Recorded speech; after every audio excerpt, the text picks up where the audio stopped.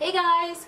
So I'm kind of winging this video today. I didn't really have anything special to talk about or special thing to share. Normally I like to know what I'm going to be showing you guys, but I'm kind of just winging this because I am going to play around with mixed media today. I got some really awesome new stuff and I shared it in my haul. I got some Tim Holtz stamps.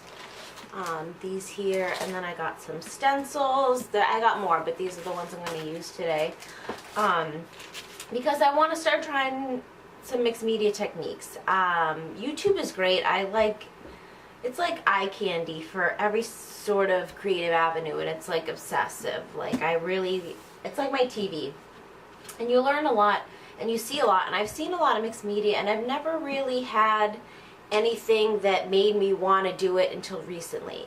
We all admire different, types of being creative, like scrapbooking, card making, mixed media, canvassing, altered art. But until you find someone that inspires you, you're like, oh, that's great, but nothing I ever want to try. Well, now I want to try it because of some of the creative people that I watch on YouTube. Oh Snap Gonzo, she's totally mixes mixed media with scrapbooking, which is awesome. 311 Vandal, she does scrapbooking layouts with mixed media. And in fact, in one of her videos, she's like, I'm more of a scrapbooker. She's like, so, I'll make an art journal page and then I'll use it as a background in my scrapbooking.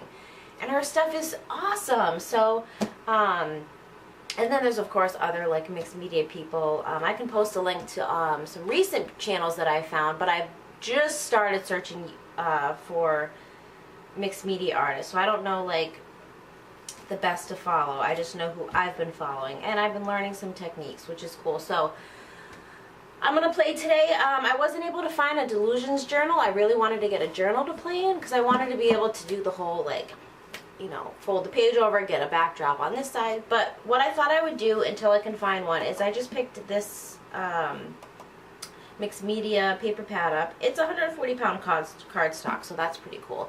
So I just picked this up and I figured I could just practice techniques so that I know what I'm doing when I get to the journal, because I don't even know what I'm doing, you guys. I still don't even know if I'm going to be inking with the right ink. Like, I have this and I have StazOn, which I don't know where I just put it. And I bet you they're both not even appropriate for what I'm doing, but I'm going to try, and if it doesn't work, I'll know for later. So don't cringe if I'm doing something wrong, which I know there's no wrong, but I don't want to lose my outline when I stamp because I don't know what I'm going to spray on it. But anyway, so after my haul, I went out and picked out a couple extra things from Hobby Lobby and Michaels. So I picked up some Delusions sprays, and I'm going to zoom in here. I had thought that this was black and white. It's not. It's called After Midnight and White Linen. But I don't know why I thought it was black, but it's just a very, very, very dark blue. But that's okay. I wanted to keep the white because I saw Diane Reevely demo it at one of the CHAs, so I'm glad I do have it. And then I picked up some Tim Holtz Distress inks. This was just like a mini pack, and I don't have any bright colors. I have all like the distress, like antique linen, vintage photo. I have all those. I don't have any of the bright colors, so I just figured this would be a good little pack to have a variety of colors with.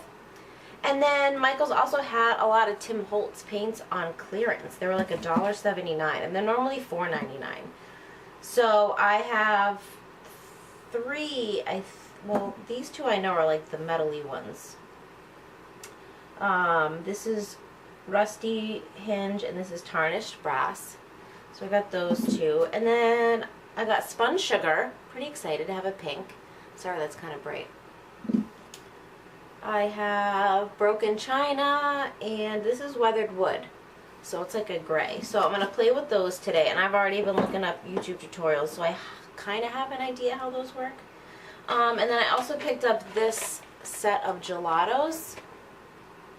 This is the tropical colors. I did already open it and play with it last night, but the only other pack they had was like blues and purples. Let me just fix this, it's kind of bright. They had blues and purples, but I thought this gave me more of a variety. So I actually played with this last night because I wanted to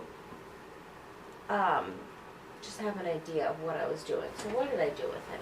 So I stamped one of the cityscapes here. I stamped the New York skyline right here, and then I painted it. Or no, I drew on it with my gelatos, and then used my Tim Holtz water brush afterwards, and did the city. And then I used, well, I'll just show you. I used these two colors here, the blue and the purple, for the city, and then I used the pink and that yellow to make like a sunset. And then I just used my water brush and like spread the ink out. And then I have this Tim Holtz stamp.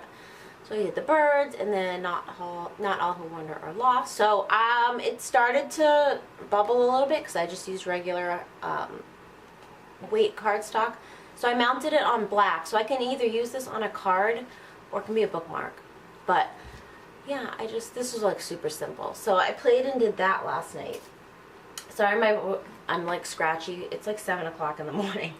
I wanted to play as soon as I woke up. So, all right. So let's see. I know I have to prep my papers with gelatos because I'm looking at it. I gotta prep my papers with gesso. So I'm gonna do that and dry my pages and come right back. So the first thing I'm doing here is I'm just getting, I think, about 2 pages just prepped with some gesso, and I'm just letting them sit and dry. You can see here I'm just drying them. Okay, so the first thing I did was I pulled out my gelatos and I tried just trying to create a background. My idea I have in mind is to use one of the Cityscapes Tim Holtz stamps to make a New York City background. So I wanted to do sort of like a really pretty night sky. So I used the purple and the blue, and then I spray it with some water after I spread it around with my finger, and I just keep misting it and playing around and tilting my paper, and I'm getting sort of a dripped effect. And I'm just going back and adding some gelato in spots I want darker, and I keep spraying. And again, I'm just playing around, experimenting. I'm just seeing what I end up with. And no matter what you do, mixed media, it'll always end up looking unique and different. So I think just it's awesome to have fun with it. So I'm just spraying and playing. And I blotted with some paper towels, and then I see that it left an impression and it took a lot of the color away. And I think it's because it wasn't dry. I'm really not sure. So I just go back and add more color. That's the great thing about mixed media. You can go back, you can take away, you can gesso over top of it. There's really no rules. There's really no mistakes. Some of the best mistakes turn into some really great projects sometimes. So I just say keep going for it. I was just playing on paper until I got my Delusions journal. So these, I wasn't really too worried about it not coming out. These were just me experimenting with some of my new gelatos and some sprays. So again, I just keep adding more color. I was really focusing on the center of the picture because that's where I was going to stamp my cityscape, like the New York City skyline. So I really wanted something heavy in the middle to sort of ground it. So I really focused on trying to get a lot of color with the deep purple really in the middle. And again, I just keep spraying and dripping. So those are some Delusion sprays by Diane Reevely, and that's After Midnight. So I take the center out with the little straw, and I just draw across the middle, and that gives a nice line of paint rather than spraying. And I thought that was a beautiful color. I was so excited when I saw how these colors reacted. So I was really happy. So I just did that. And I'm just drying it up. So now I'm playing with some of my new stencils. So I grabbed the new Tim Holtz stencil Typo, and I grab a baby wipe. My picture is dry at this point, so I'm not going to smear anything, or so I wipe away some of the impressions with a baby wipe, and I really like how it looks. It's kind of like a ghost effect, I think they call it. And then I grab my paint dauber, and I try going through the stencil with that, and I don't really like how it came out. The stencil, I went in the blot part of it, and it was just too wide of an area. So I'm just, again, playing. And I think I end up spraying that splot anyway. Yeah, I think I just sprayed it and blended it anyway because I didn't like how it looked. So now I'm just using some modeling paste, and I wanted to tint it. So I have this paint that I got from AC Moore a couple weeks ago that I've been playing with here and there, and it's just a gold color, and I think it's the gold Liquitex. So I just tint my modeling paste, and I'm going to be doing some stenciling. I think the color, I kept adding gold until I had the really good tinted gold that would match those purples and the deep blues, and I thought that shade, it was just beautiful. So this is one of the Heidi Swapp stencils. It's just a 6x6 stencil that I got from Michaels, I think last year, and I love it. It's kind of like a diamond geometric shape, and I thought it was really pretty. I actually preferred that over the one I showed before, and it had stars on it. I ended up going with this one. I liked it a lot better, and I think it came out really cool.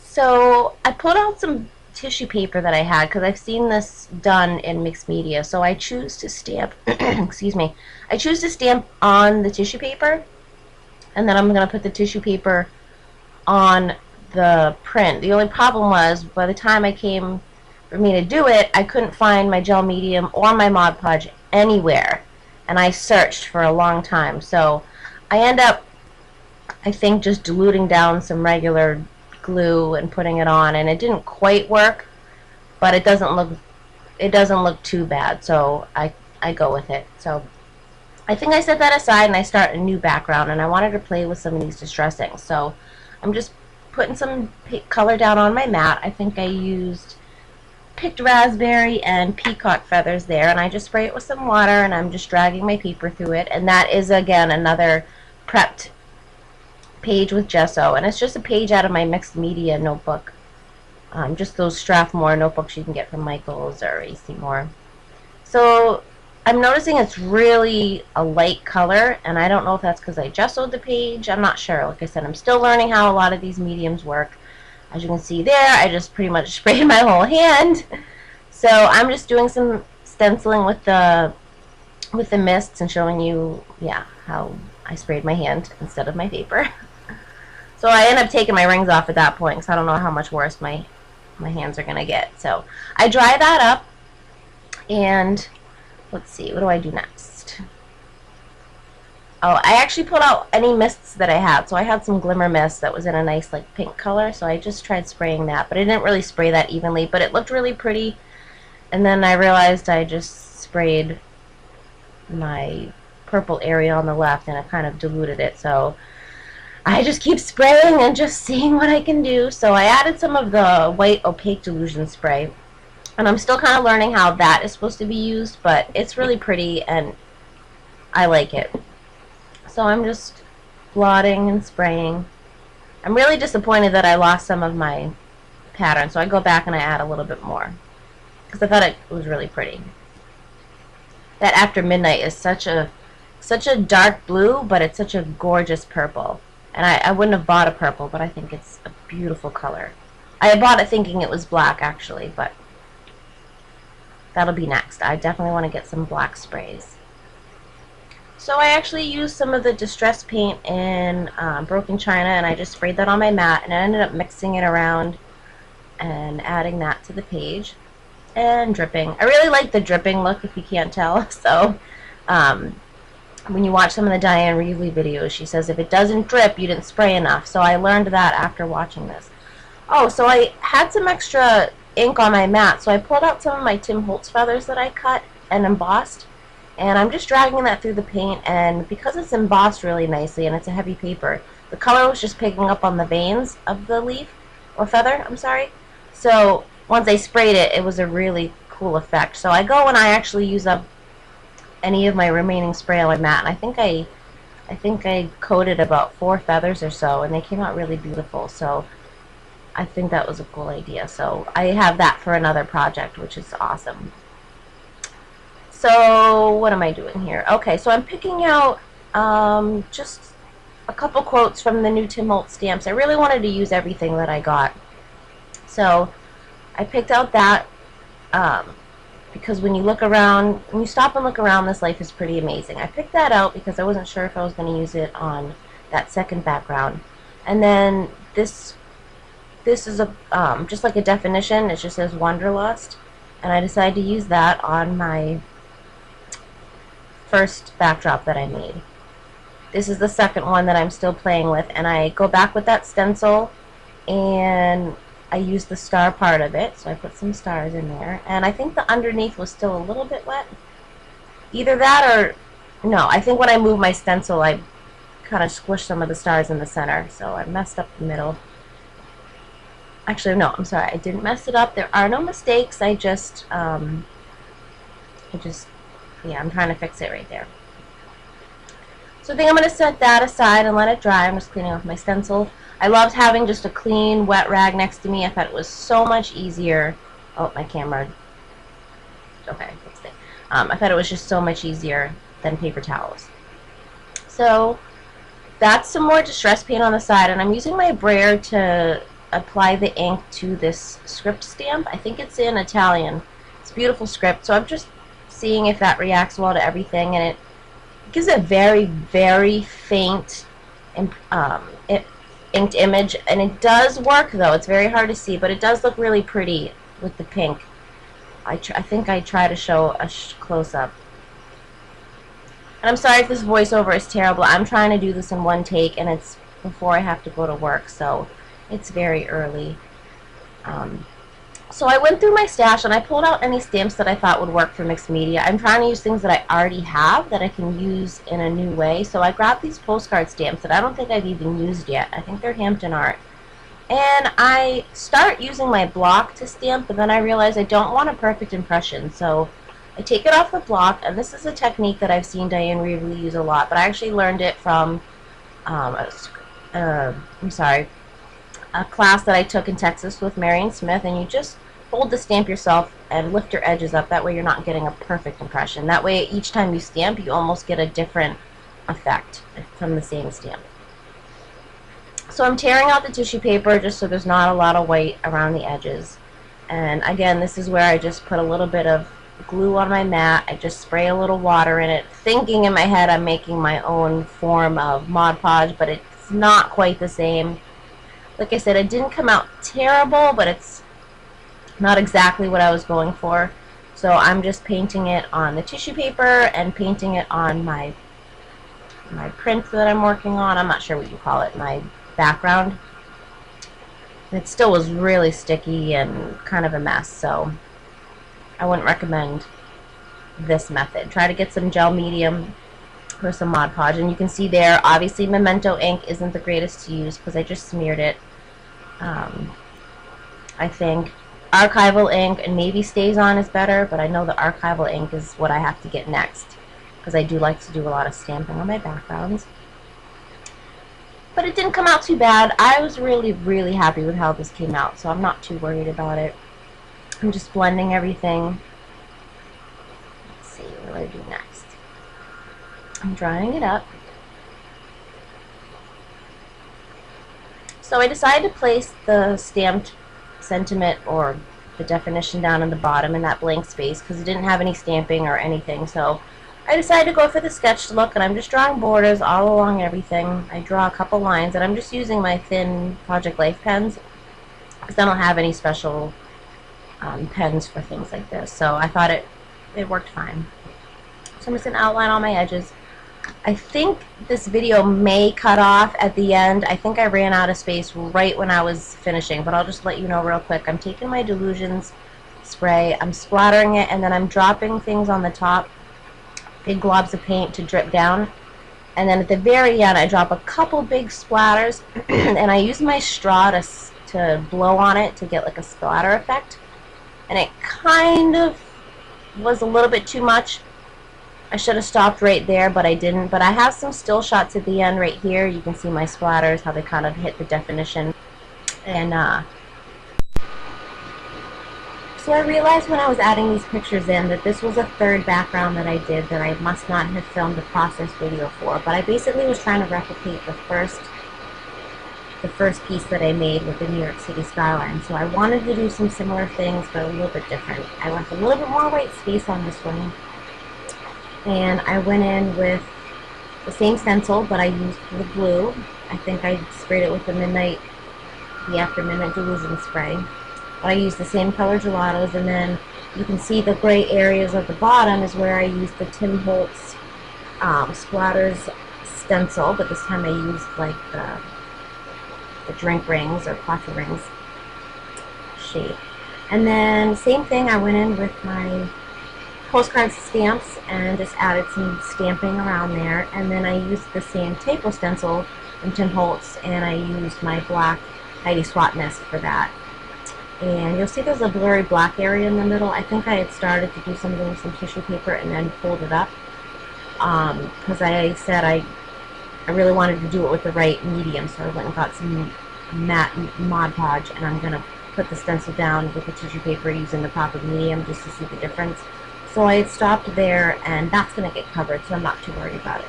But that was pretty much it. I did a very, very similar technique to get this background. I don't know why I didn't record the process for it, but I did want to share it and kind of just talk about it for a second. So I love this one as well.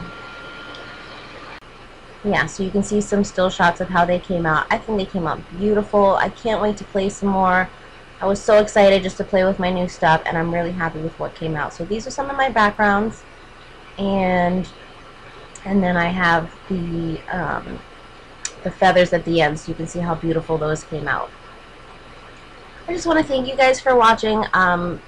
This was my first process video in voiceover, and I know it's not the greatest, but like I said, I'm just trying to get this done in one take and get it up for you guys, and I can't wait to play some more, and I'll definitely try to do a process video because I think it's interesting to see how other people create their backgrounds, and it's so much fun. So those are my feathers, and those are beautiful. I hope to use those on a project soon, and I just want to thank you guys for watching, and I'll see you all later. Bye!